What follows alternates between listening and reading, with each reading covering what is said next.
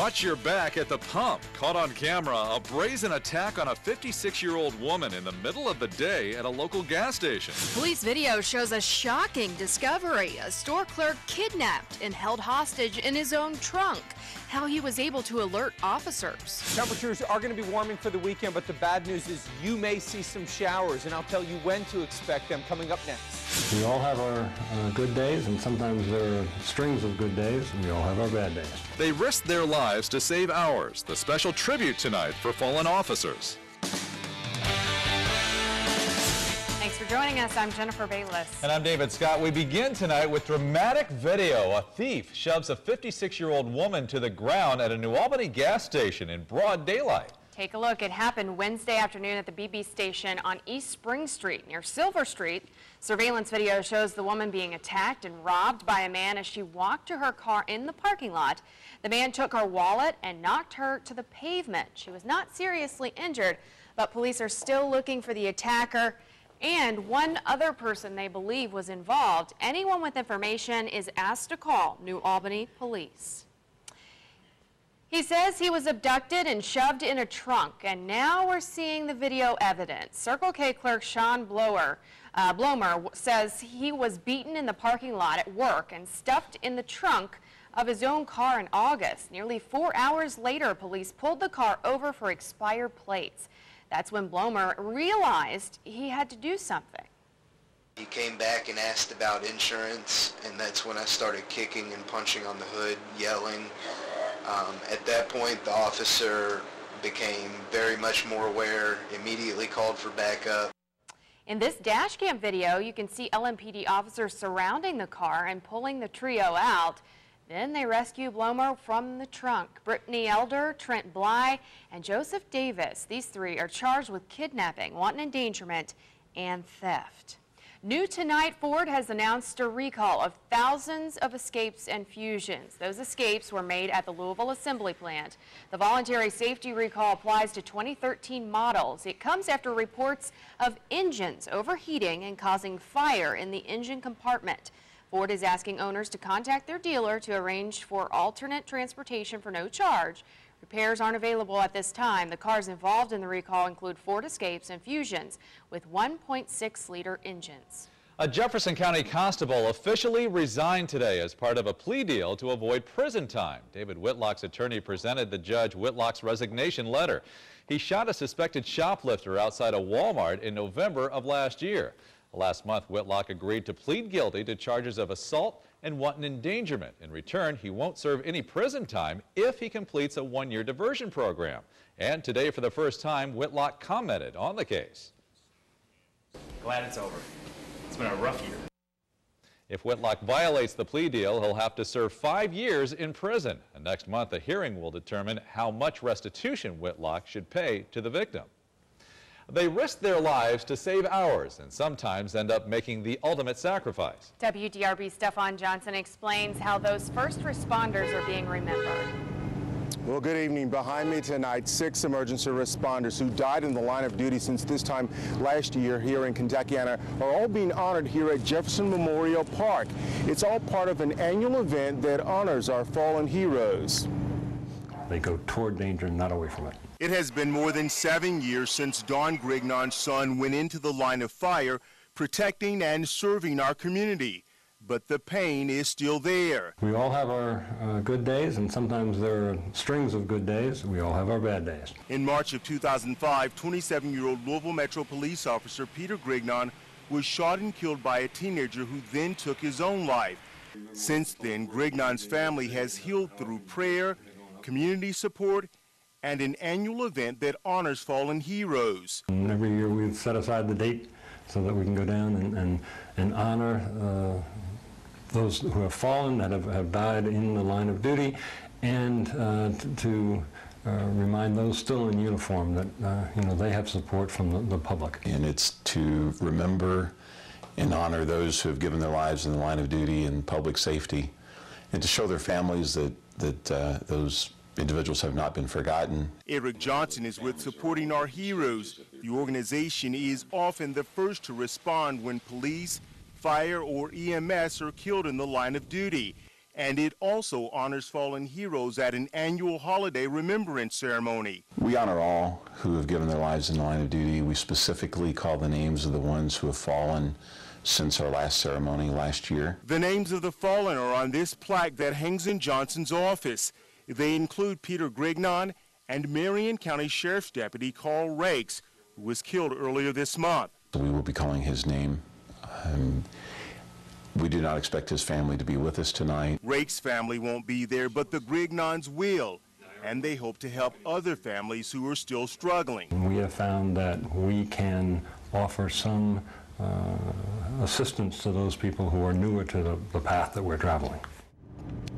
And this event is sponsored by Supporting Heroes. Once again, the event starts tonight in about 30 minutes behind me here at Jefferson Memorial Park, and it honors fire, police, and EMS who have all died in the line of duty. Live in downtown Louisville, I'm Stefan Johnson, WDRB News. Stefan, thank you. A man hit by a train this morning may have been homeless. The coroner says 42-year-old Larry Hadley Jr.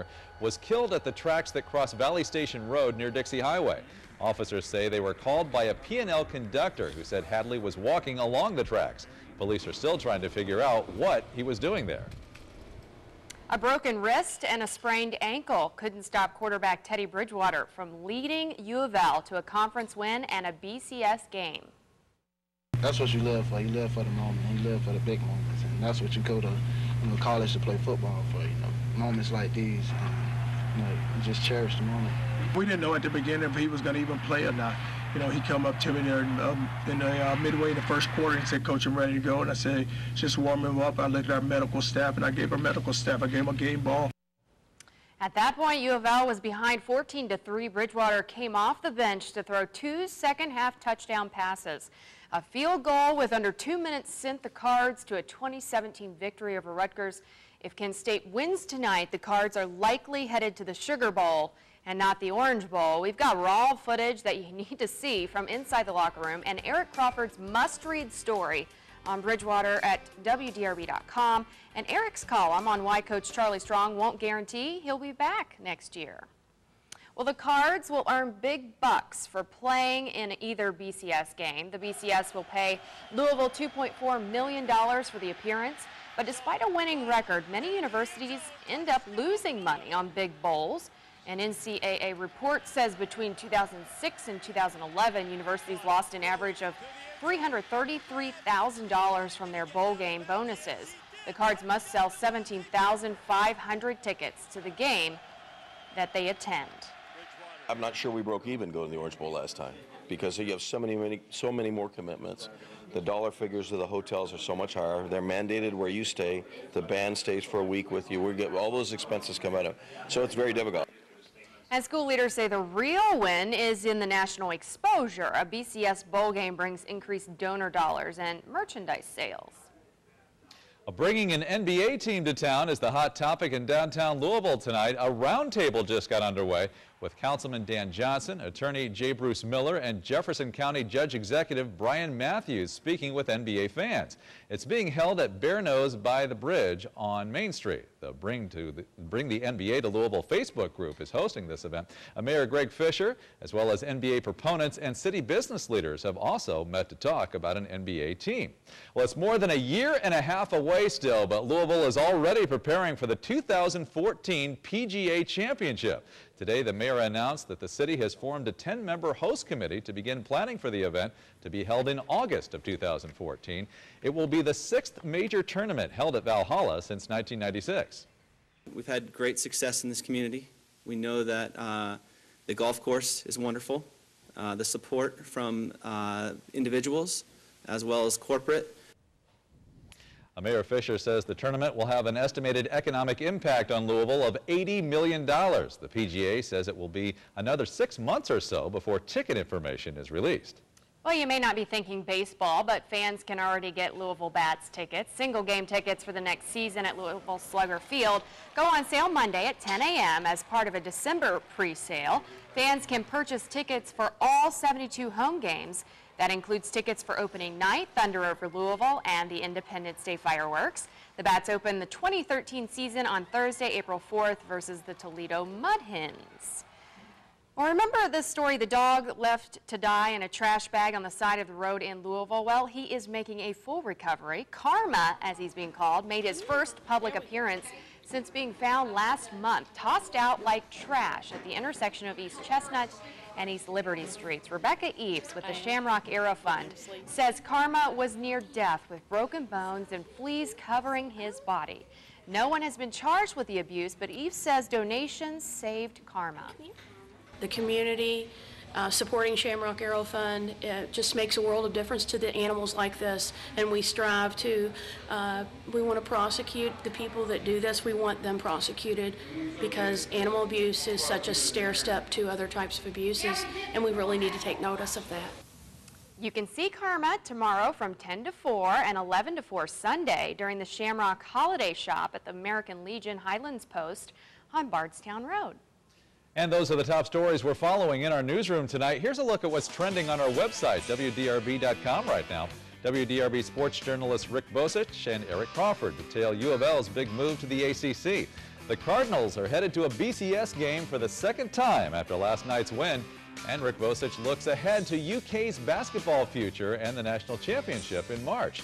To read these stories and much more, just go to WDRB.com. There's a holiday craze that does not include toys or gadgets. We have actually almost doubled our sales compared to last year at the same time, and we've increased our hours almost double. The reason gun sales are already breaking records this year. And generosity from a New York City police officer, the kindness he shared that's gotten nationwide attention. Well, December now is just a day away, and there's 70s in the forecast for December. Obviously a huge warm-up. I'll tell you when to expect that coming up next. You're watching WDRB's Local Evening News with Jennifer Bayless and David Scott. You can get more than a book with your library card. Now members get free access to online magazines. Starting tomorrow, e-magazines will allow those with a Louisville library card to read digital copies of 160 popular magazines from home. The service is free and can be accessed any time of day. All users have to do is get on the library's website. To learn more about it and how to get the magazines online, just go to WDRB.com and click on the button. When it comes to Christmas gifts this year, more people are wanting a bang for their buck. Gun sales are way up over last year. On Black Friday, the FBI processed 155,000 background checks for gun sales. That's a record and a 20% increase over last year. The owner of Crestwood's Open Range Gun Store says the sales there have doubled over this time last year. The reason, politics and a feeling of insecurity fueled by the recession. But definitely for the personal protection aspect. And also during some of the debates, they mentioned the assault weapon ban. And whenever you say those words, it gets people excited and they want to buy stuff because they think they might be banned. Many of the new gun buyers are women, and the most popular items are mid-priced handguns. Concealed carry classes are also filling up quickly. Well, 3 people are dead after an attack on a small community college campus in Wyoming. Police say a man killed 1 person in a Casper neighborhood before going to nearby Casper College and killing a faculty member and then himself. Authorities say the suspect used an edged weapon in at least one of the killings this morning. The Casper police chief says the suspect wasn't believed to be a Casper College student, but it appears there was some kind of relationship between him and the victims. Casper is about 250 miles northwest of Denver. Republicans have spent the day blasting President Obama's plan to avoid that fiscal cliff. It calls for $1.6 trillion in tax hikes over the next 10 years and $50 billion in stimulus spending, but just $400 billion in spending cuts. Republicans say it's way off base. Revenue was only on the table if there were serious spending cuts as part of this agreement. It has to be part of the agreement. We have a debt crisis. What the president used to do is he would start sort of with half the loaf, and then he'd negotiate and give the Republicans about 75% of what they wanted. I think he finally understood that if you want to actually get to at least halfway, you've got to start at the extremes. And perhaps the most controversial part of the president's plan calls for revoking Congress's power to raise or limit the debt ceiling, giving the president no restraints on spending. Meanwhile, senators on Capitol Hill are in complete agreement on getting tough with Iran. Today, they voted 94-0 to tighten sanctions that target Iran's energy and shipping industries. It's the latest effort to cripple the Islamic Republic's economy to thwart its nuclear ambitions. The package of penalties was attached to a sweeping defense bill that the Senate hopes to finish next week. Hundreds of thousands in Egypt try to block a vote that many say threatens their livelihood. That tops our international news tonight. Here's a look around the world. Anger against Egypt's Islamist president is once again meaning protest in the streets of Cairo. Huge crowds have been denouncing a draft constitution that was approved by allies of President Mohamed Morsi.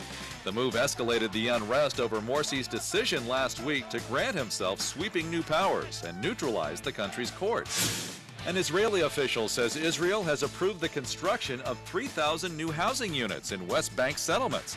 The announcement comes one day after the United Nations recognized Palestine as a non-member observer state.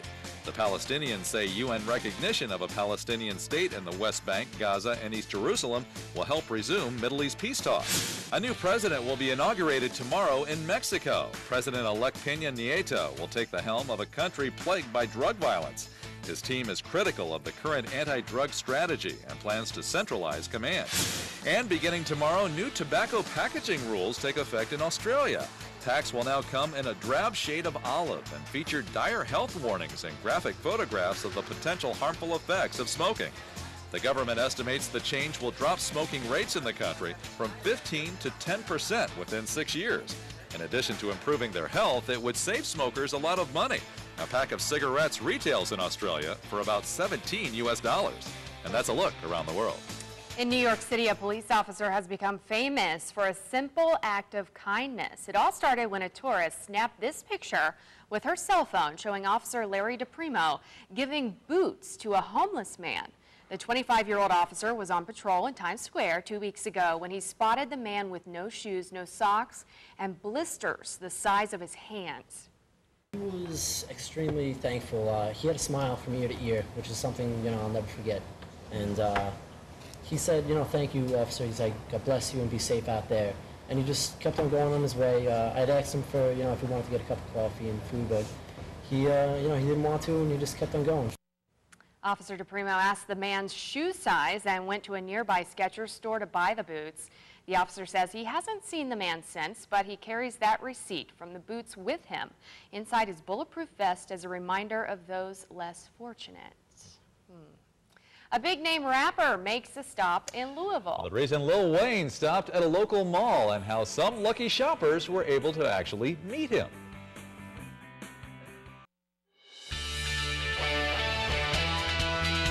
Talked a lot about a warm-up this weekend, but you're also talking about maybe some rain? I think we are going to see some showers actually for part of the weekend, and I don't think it's going to rain all weekend, but there's an opportunity, one day in particular, which we'll talk about in this weather. Looking at the records here, this is one of those things where it really jumps out at you. The record low temperature from 1929, 1 degree. 1 degree. It can get really, really cold this time of the year. Today we were at 59 and 45, and the averages are 51 and 34 degrees. So we're above normal on both of those numbers. Looking at our reading right now, we're cooling slowly. We're at 55. We've got a humidity of 57%, dew points coming in at 40, and winds are south-southwest at 9. Now, I say this a lot, but southerly winds in our area are something our region responds to really well. And when you start to look a little bit wider out, you can see 63 from Little Rock, 56 degrees St. Louis, 60 degrees from Wichita. So bottom line here is you notice the warmth is pressing off to the north, where it's still 50 degrees in Des Moines. And actually, Billings, Montana is 53. It's really not cold in most of the country. The only spot I will say that it's really brisk and almost frigid, northern New England. Northern part of the Northeast, there's temperatures right now in the teens. It is really, really cold. The big story nationally, just for us, we're going to see more clouds. But nationally, you go to the West Coast, and what you see here is one storm and another storm. And we're getting a stream of storms that are going to impact the Northwest from Seattle, Portland, south through almost all of California. And you can see here in some parts of Central California with this first low moving through, huge rains. So powerful lows are going to produce flooding rains, high winds, mountain snows, and even some potential here for some landslides in California. So there's real problems for that part of the country. For us, high clouds increase tonight. Tomorrow, you'll see more clouds early, less clouds late. So I think we start mostly cloudy, then turn partly cloudy late. And as this front kind of glances across our area, what you see here is just some light showers in the area. Look, got a 40% on Sunday. I don't think it's going to rain if you catch it, but 15 minutes of the day. So it's not anything to be really concerned about. Tonight, our low comes in at 45 with increasing clouds as we go towards the morning. South wind at 5 miles an hour. For tomorrow, I've got mostly cloudy early, turning partly cloudy late with your high coming in at 63 degrees and a south wind at 10. Sunday, there's a 40% chance of light showers. Monday, we're going all the way to near 70. The front on Tuesday, no severe. I have a 70% chance of rain. And notice behind that front, even by Wednesday on the cool side, we're at 53. So bottom line here is a mild next 7 days. And a pretty darn nice weekend, actually. Thanks, Mark.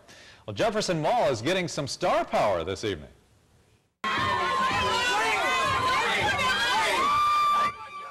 Music fans are screaming with joy tonight at the sight of Lil Wayne. The Grammy Award winner is at the mall for a party to launch his truck fit apparel at Dillard's. Today he's meeting with shoppers who bought at least $150 worth of his clothing. The platinum-selling artist showed love for his fans, hugging those young and old. Lil Wayne was supposed to be at the mall a few weeks ago, but got sick and had to reschedule. Happy folks. And that's all from us. Thanks for watching, everybody. We'll see you in 2 minutes for more local news on WBKI for the news at 7.